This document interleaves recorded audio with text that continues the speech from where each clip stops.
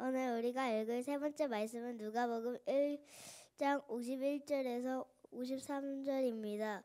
신약성경 누가복음 1절에서 1절 51장에서 53장입니다. 하나님께서 권능의 팔을 펴서 교만한 자들을 흩으시고 권력자들을 높은 자리에서 끌어내셨지만 낮고 천한 사람들은 높여주셨네. 굶주린 사람들에게는 좋은 것으로 배불리 먹이셨으나 부자들은 빈손으로 보내셨네.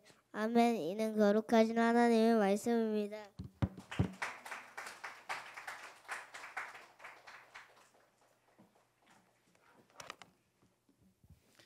감사합니다. 네. 이게 언제 시간이 지나고 좀 이렇게 우리가 시간이 진짜 지나고 있고 애들이 크고 있구나 이거 언제 알 수 있냐면 여기에 애들이 이렇게 있다가 조금씩 머리가 나오고 마이크를 못 대고 있다가 마이크가 점점 올라가고 이런 때 보면 이게 우리가 짧은 시간밖에 안 됐지만 애들은 쑥쑥 자라는구나 이 생각들을 좀 하게 됩니다. 자, 오늘 2023년 우리 12월 우리 대강절 두 번째 주일과 또 목장 예배에 나오신 우리 성도 여러분들을 환영합니다. 우선은 오늘은 목장 예배인데요.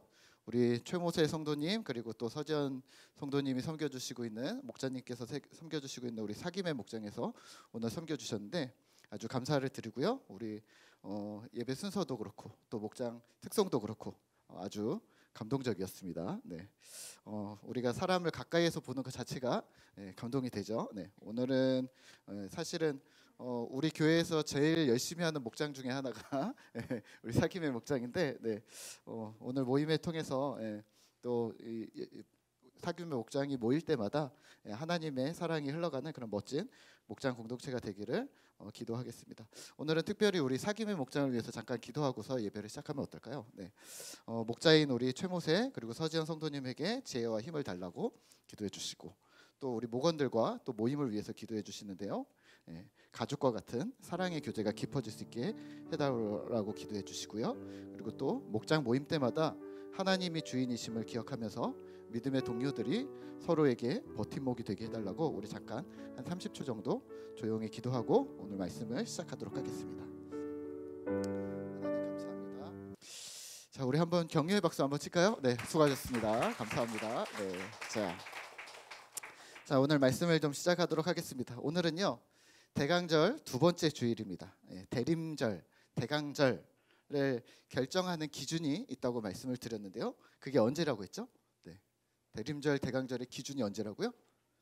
성탄절입니다. 네, 성탄절 앞에 네 번의 주일이 바로 대강절입니다. 자, 오늘은요 이 대강절을 통해 예수님이 오시는 성탄을 기억하면서 기쁨으로 기다리셨으면 좋겠고 또 다시 오실 예수님을 함께 기대하는 우리 꿈터 성도 되시기를 기도하겠습니다. 오늘 말씀의 제목은요 하나님의 지혜입니다. 하나님의 지혜. 자, 오늘 말씀을 또 준비를 하면서 우리 친구들에게 설교 노트를 지금 쓰고 있는 친구들이 많이 있어요. 네, 그래요. 네. 또 손 들어보세요. 네, 네. 우리 친구들 열심히 쓰고 있어요. 우리 쓰고 있는 친구들은 맨날 저에게 와서 이제 검사 받는데 목사님이 맛있는 사탕과 코인을 계속 준비를 할 테니 꾸준히 써서 오도록 하세요. 알겠죠? 네. 자, 오늘은요. 자, 우리 지난주에 우리가 밴드를 통해서 예수님을 자랑하고 경배하는 것에 대해서 우리가 미션을 했었습니다. 그래서 자기들 참여해 주셔서 감사한데요. 금주에는 또 다른 미션을 또 할 거예요. 근데 지난주를 한번 우리 살펴보도록 할까요? 지난주에 어떤 경배와 어떤 찬양을 드렸었나요? 제가 꼼꼼히 한번 봤습니다. 어제 또 말씀을 준비하면서 근데요, 예빈이가 100점을 맞았대요. 네. 뭔지 모르겠지만 하여튼 100점 맞았대요. 100점을 맞았대요. 그래서 하나님을 자랑하고 하나님께 자랑하고 하나님을 경배했답니다. 왜 자랑할 수 있었을까요? 네, 뭐라고? 잘하는 게 있어서 그래요. 네, 맞아요. 그런데 목사님이 원하는 답은 이거예요. 우리가 자랑할 수 있는 이유는 그 뒤에 하나님이 지혜를 주셨고 또 하나님이 건강을 주셨고 왜냐하면 아프면은 시험 못 보잖아요, 그렇죠? 그리고 내가 건강하고 지혜를 주셨다고 내가 무조건 할 수 있는 게 아니라 좋은 선생님 또 좋은 부모님을 만나서 내가 시험을 볼 수 있었어요. 이런 열심히 공부할 수 있었던 이유가 숨겨져 있는 거죠. 그래서 하나님께 자랑할 뿐만 아니라 하나님을 경배할 이유가 되는 것이죠. 그리고 또 연탄곡 쳤다고 했는데 이따 오후에 연탄곡 목사님께 들려주세요. 네, 네 그런 게 있어요. 자 그리고 이외에도 다양한 자랑들을 하셨는데요. 네, 결이는 탈춤을 신나게 췄대요. 이따가 예배 끝나고 네, 네. 지난번에 수영장 갔는데 수영장에서 탈춤을 추고 있더라고요. 그래서 혼났습니다. 하나만 하자.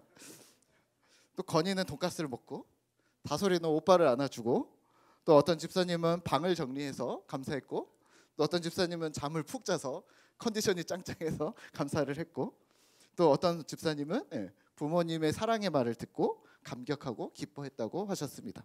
하나님이 주신 은혜인 거죠, 그렇죠?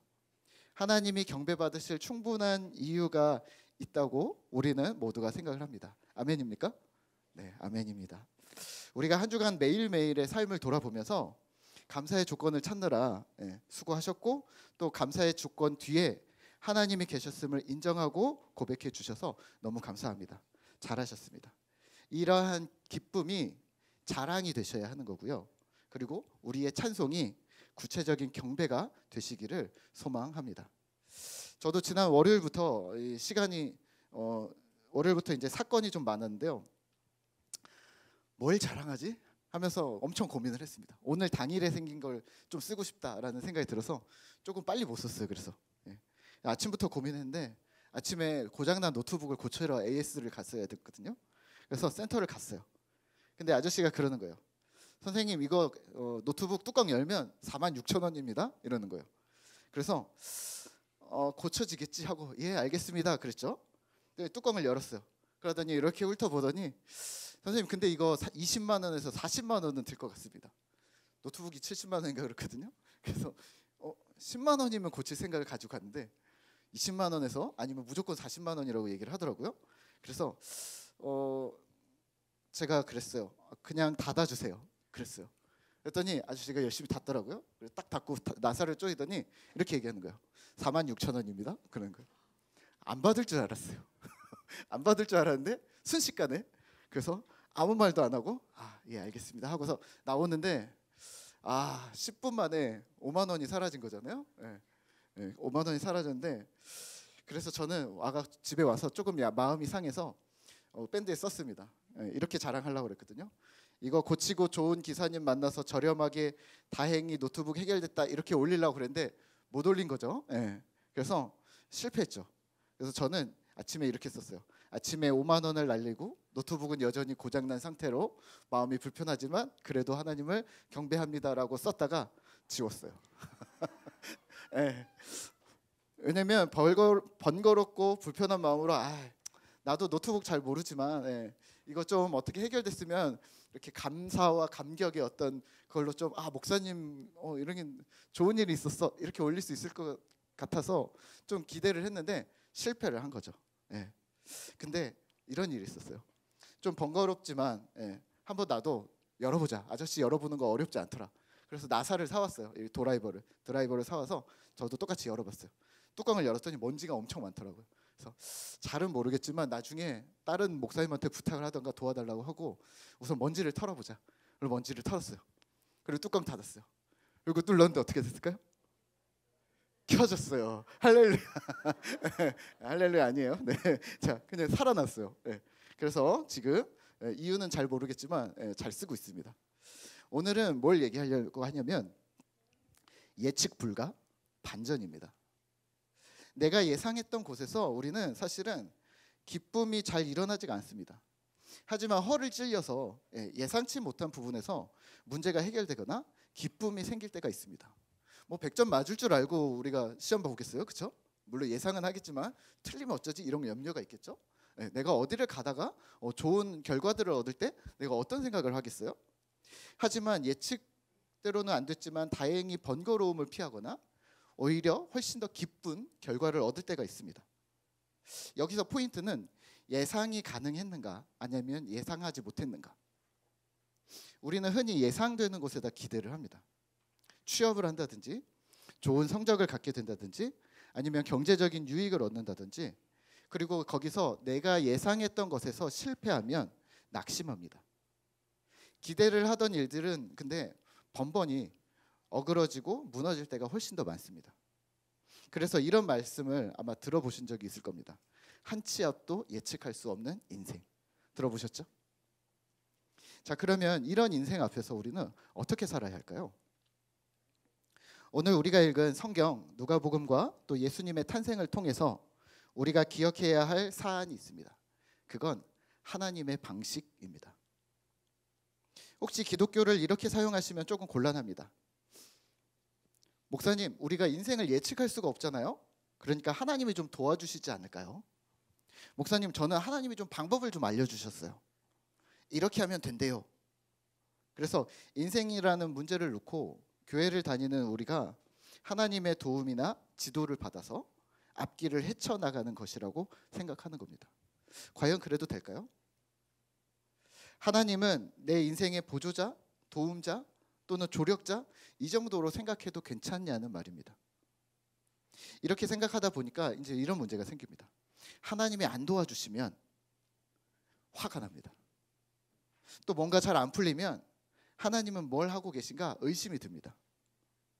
또는 어떤 때는 조금씩 뭔가를 보여주시는 것 같아요. 뭔가 좀 도와주시는 것 같아요.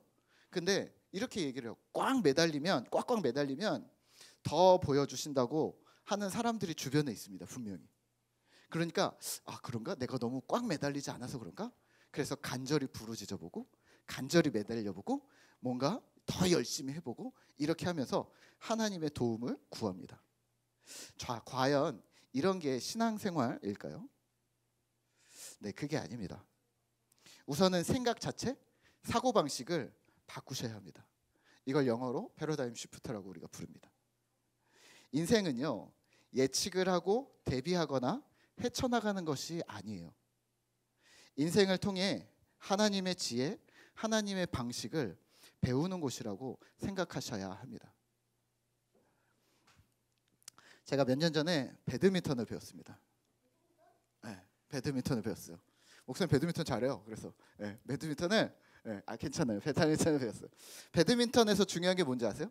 손목 스냅입니다. 탁구 치시는 거 똑같습니다. 탁구 이렇게 치고 막 이러잖아요. 배드민턴도 같습니다. 똑같이 긴 채인데 이렇게 이거 손목을 많이 써요. 이렇게 돌리고 이렇게 돌리고 뭐 이런 게 있습니다. 그래서 손목을 엄청 써야 합니다. 손목을 쓰면 쓸수록 이제 배드민턴의 기술이 막 나오는 거죠. 그래서 이 디테일이 손목인데요. 제가 요즘에는 또 테니스를 하고 있습니다. 제가 운동을 엄청 좋아하는 사람은 아닌데 그냥 조금씩 해보고 있는데 테니스를 하고 있는데 테니스에서 포인트는 뭔지 아세요? 팔을 쭉 미는 겁니다. 쭉 미는 힘을 빼고. 제가 이 생각했어요. 라켓이 무거우니까 손목을 쓰면 안 된대요. 근데 제가 이렇게 생각했어요. 에이, 라켓 쓰는 게 다 똑같이 생겨서 크기도 비슷한데 조금 무거울 뿐이지 뭐가 달라. 그래서 내 맘대로 하자 하고 만약에 제 맘대로 테니스를 이렇게 손목으로 막 했으면 어떻게 됐을까요? 오, 맞아요. 손목을 다치거나 실력이 안 늘거나 둘 중에 하나였을 겁니다. 부러지겠죠. 근데 저는 누가 가르쳐주면 우선 믿고 그대로 그분 말씀이 진리다라고 생각하고 그냥 열심히 따라합니다. 우리 코치님이 말씀한 대로 그대로 따라하는데 이런 성격의 장단점이 있습니다. 하지만 여튼 학생으로서 저는 열심히 배웁니다. 배울 때는. 근데 이런 거죠. 내 사고방식, 내 패러다임, 그러니까 배드민턴의 패러다임을 테니스 패러다임으로 바꾸는 거죠. 이게 중요한 겁니다. 우리가 1년에 한 번씩 성탄절을 맞이하고 오늘 12월 대강절을 보내면서 우리가 무엇을 기억하셔야 하냐면 우리가 매주 또 매일 노력했지만 여전히 자꾸 물들고 자꾸 실패하고 헤어나오지 못하는 이 세속적인 패러다임에서 세상의 패러다임에서 성경적 패러다임으로 하나님의 구조 속으로 하나님 나라 패러다임으로 태세 전환을 하는 것이죠. 특히나 이번에 우리가 맞이하게 될 이 성탄은 주인공이 너무나 명백합니다. 예수님입니다. 그리고 여기에 우리가 한 일이 아무것도 없다는 걸 하나님이 친히 보여주시는 명백한 사건인 거죠. 다윗을 기억하시죠? 다윗과 골리앗이 싸울 때 어떻게 했어요? 다윗이 돌멩이를 5개를 들었고 물맷돌 훈련을 했었고 무언가를 했었고, 그래서 하나님이 도와주셔서 골리앗을 이겼지만 다윗도 뭔가 수고한 게 있다 이렇게 생각하잖아요. 하지만 오늘 성탄은 인간의 편에서 아무것도 한 것이 없다는 게 명백한 사건입니다. 한번 살펴볼까요? 우리가 가지고 있는 성경 49절인데요.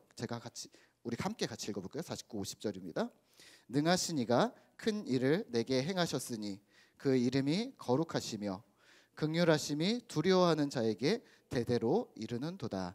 아멘. 이 지금 나오고 있는 모든 사건의 배후에는요, 성탄에는, 사건의 배후에는 하나님이 계십니다. 그런데 이런 생각 안 해보셨어요? 예수님이 왜 아기로 오셨을까? 예. 오늘 우리 찬양하는데 우리 누구예요? 이삭이가 계속 이렇게 누워서 찬양을 하는데 목소리 엄청 컸잖아요. 예. 아기예요. 이런 아기로 왔다는 거예요. 그럼 생각을 해보세요. 예수님이 이삭이로 오셨어? 상상이 안 되죠. 자, 생각을 해보세요.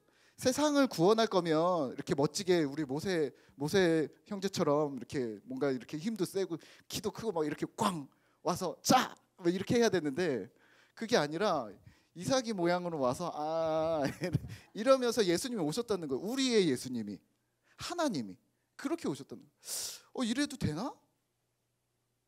위험하지 않나요? 아기는 아무것도 못합니다. 먹는 것, 입는 것, 모든 것을 전적으로 엄마 아빠가 보살펴 줘야 돼요. 하나님은 예수님을 가장 최고로 약한 아기로 보내셨습니다. 여기서 퀴즈. 자, 예수님의 어머니는 누구일까요? 네, 네, 마리아. 자, 오늘 목사님 동전 지금 한 5개 준비했어요. 일로 오세요. 자, 그러면 하나 더. 마리아는 부자였을까요? 가난. 어떻게 알았어요? 네, 마리아는 가난했대요. 네, 가난했을 것이 분명합니다. 자, 2번째. 예수님이 태어나신 동네 이름은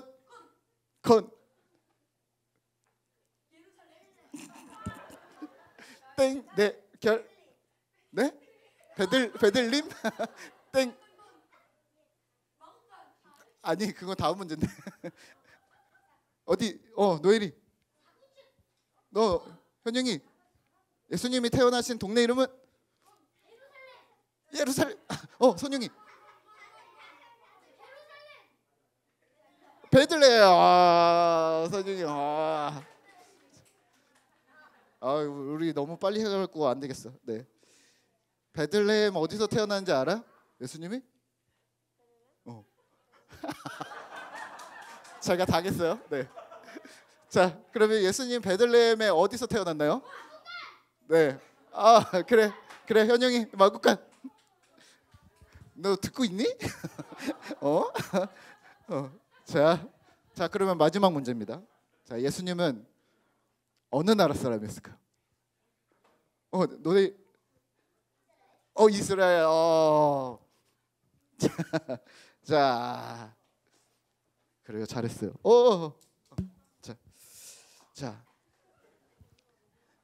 자, 이 생각을 해보세요. 네. 하나님은 예수님을 아기로 보내셨어요. 또 그리고 가난한 보통 여자의 집으로 보내셨습니다. 모세처럼 어떤 좋은 집, 이집트의 왕 혹은 왕의 아들, 장군의 아들 뭐 이렇게 보내면 좋은데 그게 아니었습니다. 또요, 마국간에서 태어났다고 우리가 했잖아요. 마국간, 우리 젊은 분들은 모를 수 있는데 우리 어르신들은 마국간 축사거든요. 축사에 있을 수 있으세요? 네. 저희가 제주도를 살았었는데요. 차를 타고 가다가 창문을 딱 열고 막 가다가 한참을 달리다가 갑자기 코를 찌르는 냄새가 빡 들 때가 있습니다. 네.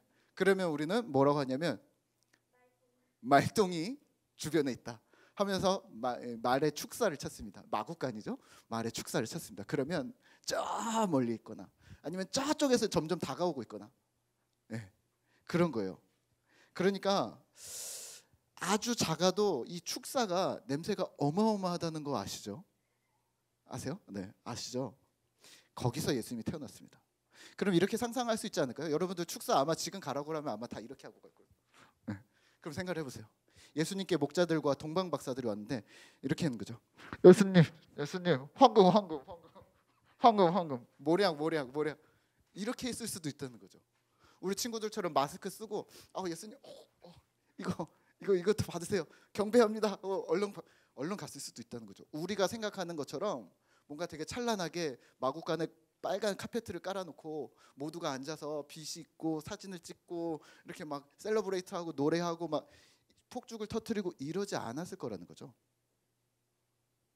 게다가 이스라엘은요, 힘센 나라도 아니었고요, 비참한 상황, 이스라엘 역사 중에 두 번째, 세 번째로 비참한 상황인 포로로 끌려간 로마의 속국으로 있을 때였습니다.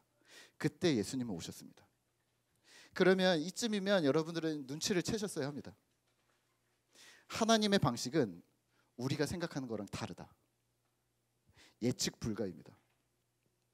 우리는 세상도 예측을 못하는데 우리는 하나님의 방식도 예측을 못합니다. 그러면 두 가지입니다. 첫째는 하나님의 방식은 적어도 내가 생각하는 것과는 다르다.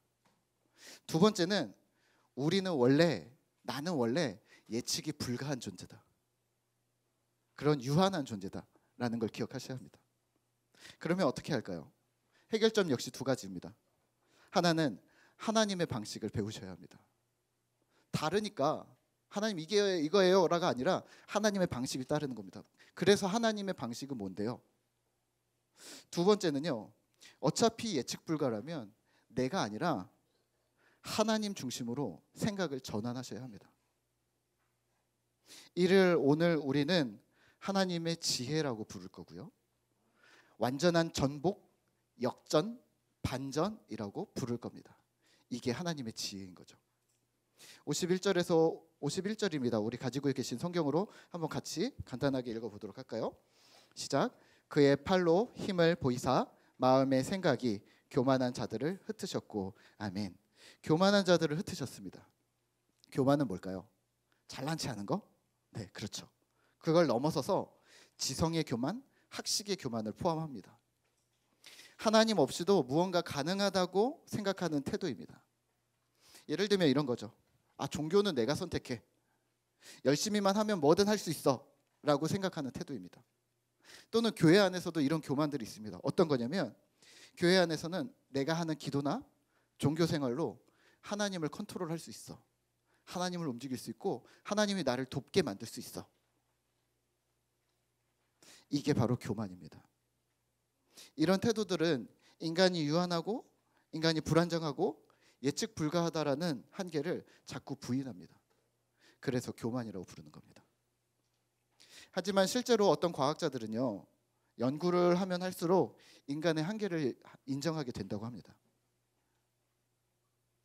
또 인문학자이면서 교육자였던 고 이어령 교수님도 인간의 지식이나 인간의 한계를 인정한다고 자주 말을 했습니다. 그러니까 어떤 철학이나 어떤 지성도 어떤 종교 행위도 어떤 과학도 하나님을 넘어서지 못함을 기억하셔야 합니다. 하나님은 우리의 기준을 전복 뒤집어 버리셨습니다. 52절입니다. 같이 읽겠습니다. 권세 있는 자를 그 위에서 내리치셨으며 비천한 자를 높이셨고. 아멘. 권세자들을 낮추셨고 비천한 자들을 높이셨습니다. 그러니까 지성뿐만 아니라 사회적인 지위, 권력을 가진 자들, 또 재물로 자신감이 붙은 사람들, 이 모두를 하나님께서는 낮추셨다는 말입니다. 세상의 기준이 하나님 앞에 통하지 않는다는 말이죠. 오히려 보란 듯이 비천한 자를 높이셨습니다. 이것은 교회 공동체뿐만 아니라 온 세계를 향해 새로운 기준을 제시하시는 건데요, 얼마나 똑똑한가가 기준이 아니라는 말입니다. 어떤 직업을 가지고 있는가, 재산을 얼마나 가지고 있는가, 사회적인 지위와 권력이 얼마나 있는가, 그것들이 기준이 아니라는 말입니다. 인간의 눈에 높아 보이고 멋져 보이고 힘 있어 보이고 그런 모든 기준들을 하나님은 뒤집어 버리신 거죠. 오히려 비천한 자를 높이셨습니다. 마구간, 가난한 집안, 어린아이, 보잘것없고 연약한 상태의 예수를 빌립보서 2장에서는요 이렇게 얘기합니다. 모든 무릎이 예수 앞에 무릎을 꿇게 되었다. 기준이 바뀌었다는 말입니다. 그래서 더 이상 우리의 교회 안에서도 주님 안에서 세상의 기준, 지식이나 학벌, 사회적 지위, 권력이나 재물이 기준이 될 수 없다는 말입니다. 53절입니다. 같이 한번 읽을까요? 줄이는 자를 좋은 것으로 배불리셨으며 부자는 빈손으로 보내셨도다. 아멘. 가난하고 배고픈 자를 채우셨습니다. 그리고 부자를 오히려 빈손으로 보내셨습니다. 마태복음 8장에서 두 사람이 나오는데요. 한 사람은 서기관입니다. 그리고 한 사람은 제자였습니다. 그런데 한 사람 서기관인데요. 서기관은 어떤 사람이냐면 이래요. 성경도 잘 알고 교회에서 중요한 위치에 있던 사람이 바로 서기관인데 예수님께 이렇게 말합니다. 예수 선생님, 예수 선생님, 어디로 가시든지 제가 예수님을 따르겠습니다. 얼마나 좋아요. 이런 권력자가 나를 따른다고? 그래, 땡큐지. 이래야 되는데 예수님 뭐라고 하시는지 아세요? 여우도 굴이 있고 공중에서도 거처가 있고 근데 나는 머리 둘 곳이 없어. 이 말은 무슨 말이냐면 이런 거예요. 그러니까 너 나 따라올 수 있어? 진짜? 나 이런데? 어려울 것 같은데? 이 얘기를 하는 겁니다. 약간 완곡한 거절 느낌이 납니다. 반대로 한 제자가 예수님께 말합니다. 예수님, 저 아버지 장사를 좀 지내고 오겠습니다. 그랬더니 예수님이 뭐라고 하는지 아세요? 우선 나 따라와. 나 못 믿어? 좀 무리하게 이 사람을 잡는 느낌이 있습니다. 왜? 왜 그랬을까요? 예수님의 기준은요, 그 사람이 서기관인가 종교 지도자인가 아니면 부유한 자인가 같은 세속적인 기준이 아니었습니다. 예수님은 오히려 자신을 따르는 가난하고 배우지 못하고 연약한 자들을 향해 너희가 좋은 나무야. 나를 따라오기만 해. 그러면 30배, 60배, 100배의 결실을 맺게 될 거야. 나에게 꼭 붙어 있어. 라고 말씀하셨습니다. 이게 이거죠. 부자는 빈손으로 보내고 가난한 자는 좋은 것을 주셨습니다. 이게 바로 복음입니다. 이게 바로 구원입니다. 예수 그리스도의 일생의 사건, 탄생, 성장, 사역, 십자가, 부활, 다시 오신 여러 모든 사역은 우리가 생각해오던 모든 것을, 우리의 자랑으로 여겨오던 모든 것을 하나님께서 완전히 뒤집어 엎으셨다, 역전시키셨다고 선언합니다. 그래서 비참한 우리에게 구원이 임할 수 있었다라고 말합니다. 하나님의 지혜입니다. 말씀을 맺겠습니다. 복음은 무엇일까요? 죄 가운데 태어나고 죄를 짓고 소망 없는 범죄하고 부패한 나와 온 인류를 예수님이 구원하셨습니다.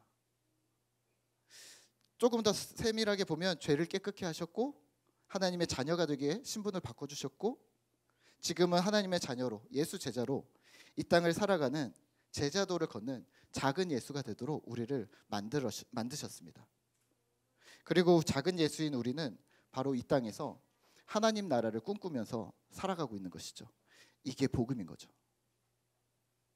크리스마스 성탄절의 메시지도 동일합니다. 여러분들이 어떤 사람이든지 간에 지금까지는 도덕적으로 혹은 신분적으로 또는 영적으로 심각한 상태였지만 오늘 예수님의 오심은 지금 우리가 어떤 존재로 바뀌는가? 다시 생각나게 만드는 첫 단추인 거죠. 지난 한 주 우리가 찬송과 기쁨을 경배와 자랑으로 더 의미를 확장해서 한 주간 예수님을 기억하는 시간을 가졌었는데요. 이번 주에는 이렇게 해보면 어떨까요?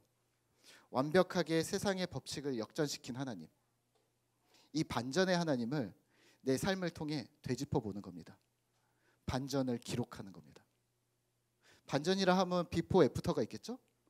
그래서 비포, 제가 예전에는 날씬했는데 애프터, 지금은 튼튼해졌습니다. 이런 식으로 그게 다 하나님의 은혜입니다. 이런 식으로 대림절 둘째 주로 이제 월화수목금토 보내시면서 나는 예전에 이랬으나 지금은 이렇게 되었습니다. 라고 5번을 고백해 보시죠. 내가 얼마나 바뀌었는지, 내가 얼마나 소망이 없었고 하지만 지금은 얼마나 달라졌는지, 하나님의 은혜를, 하나님께서 우리에게 어떤 은혜를 부어주셨는지를 한번 체크해 보는 겁니다. 누가복음 1장 28절에서 천사가 이렇게 얘기하거든요. 마리아여, 마리아에게 은혜를 받은 자여. 그런데 우리가 은혜를 받은 자가 마리아뿐만이 아니라는 거 너무 잘 알고 계시지 않나요? 우리 역시 엄청난 은혜로 살아가고 있습니다. 우리를 이미 잘 알고 우리를 이해하고 포기하지 않고 기다려주시는 하나님의 사랑을 기억하는 그런 반전의 한 주가 되시기를 기도하겠습니다. 우리 이 시간에는요, 하나님은 너를 만드신 분, 우리 함께 찬양하겠습니다.